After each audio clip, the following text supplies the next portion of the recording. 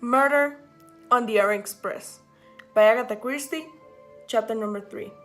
A red dressing gown and a metal button. In the restaurant carriage, everyone was ready. A pile of passport and tickets. A plan of the carriage with the names of passengers marked on it, a writing paper, a pen, and ink. Excellent, said Poirot. Our first interview will be with the conductor. You probably know about his character, Mr. Buck. Should we believe in his evidence? Definitely, replied Mr. Buck. Pierre Mitchell has worked for the company for 15 years. A Frenchman, very honest. Michael entered the carriage. He seemed less upset than he was earlier, but he was still very nervous. Now, Michael, said Mr. Poirot gently, we have to ask you a few things about last night. Mr. Ratchet went to bed when? Soon after dinner, monsieur, before we left Belgrade. Did you see anyone go into his compartment afterwards? His manservant, monsieur, and his secretary. No one else. And what was the last time you saw or heard from him? No, monsieur. He rang his bell at about 20 to 1. I knocked and he called out. And where would you at the 1:15? Most of the time I was in my seat at the end of the corridor. Soon after 1, I don't know when exactly, I went to the next carriage to talk to a colleague about the snow. Then Mrs. Hubbard rang and I spoke to her for a few minutes. Then I brought you some water, monsieur.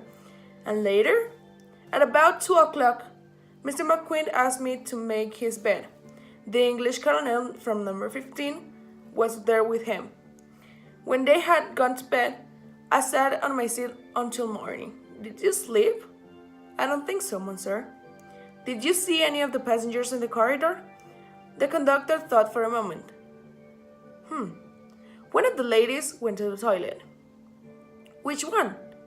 I don't know, but she was wearing a red dressing gown, and it had a Chinese-style picture on the back. And after that? You yourself opened the door and looked out for a second. Good, said Poirot. I wonder if you had remembered that. Now, if the murderer came onto the train last night, there were no passengers on the train last night, monsieur.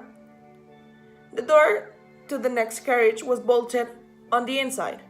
I opened the side of when we stopped at Vinkovci at 12:20. But I was standing there all the time. No one came through it.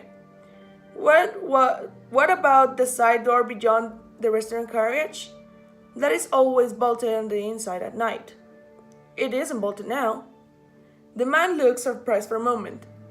Perhaps one of the passengers opened it and looked at the snow, he said finally. Monsieur, you don't blame me. Poirot smiled at him kindly. Of course not, my friend. Ah, and I have another thing to ask you.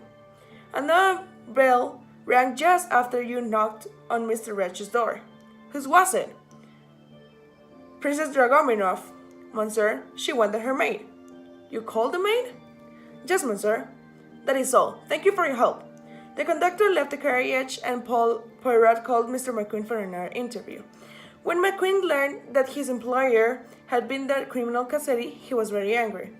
How terrible that I help an evil man like that, he cried.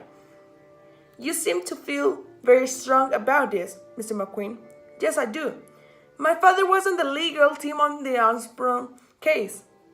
He said that Cassetti was guilty, but things went wrong in court and it couldn't be proved. Well, I am glad that he's dead now. Although I didn't kill him myself, you understand. Of course. Now, I must check the movement of everyone in the train. What did you do last night before dinner? Well, I talked to some other passengers. At 10 o'clock, I went into Mr. Ratchet's compartment and he asked me to write some letters for him. Then, I got into a long conversation with Colonel Arbuthnot. Do you know what time you went to bed? About 2 o'clock, I think. Did you leave the train at any time?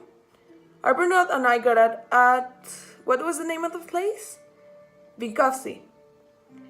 But it was bitter cold, so we soon came back in.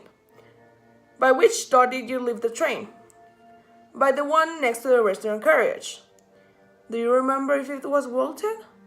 McQueen stopped to think. Yes, I believe it was. And did you bolt it again when you come back to the train? I got an S, and no, I don't think I bolted it. When you were recalling Arbuthnot, continued the detective, the door of your compartment was open, I think. Please, tell me who passed along the corridor after the train left Vinkowski. The corridor? And a woman, the conductor and a woman, too, going towards the carriage. Which woman? I don't know. I just remember seeing a thin red dressing gown. She was probably going to the toilet. Did you see her return? Well, no. I don't remember seeing her. One more question. Do you smoke pipe? No, sir, I don't, replied McQueen. I think that is all at present. Thank you for your time. I would now like to speak to Mrs. Ratchet, manservant. The American left, and the thin, pale Englishman arrived. The detective picked up his passport. You are the manservant of Mr. Ratchet, Edward Henry Masterman, age 39, a British citizen? Yes, sir. You have heard that your employer had been murdered. Yes, sir, a terrible crime. Please tell me when you last saw Miss Ratchet. It was about 9 o'clock last night, sir. I went to the Mrs. Ratchet as usual and helped him to get ready for bed. What sort of mood was he in? Not a good one, sir. He had just read a letter and I think he was upset about it. He criticized everything I did. Was that unusual? No, sir. He lost his temper easily. Did Mr. Ratchet ever take any medicine to help him sleep? Dr. Constantine moved forward a little to hear his answer. Always, sir. When he was traveling, he said that he could not sleep without it. Did he take it last night? Yes, sir. I poured it into a glass for him myself. Did you like your employer, Mr. Manservant? The manservant's face showed no emotion. He paid me well, sir. But I am not very fond of Americans. Have you ever been to America? No, sir. And what was the last thing you do after leaving Mrs. Ratchet last night? I told Mr. McQueen that he was wanted. Then I went back to my own compartment and read. You were in compartment number 4. Yes, sir. With a big Italian man. Does the Italian speak in English?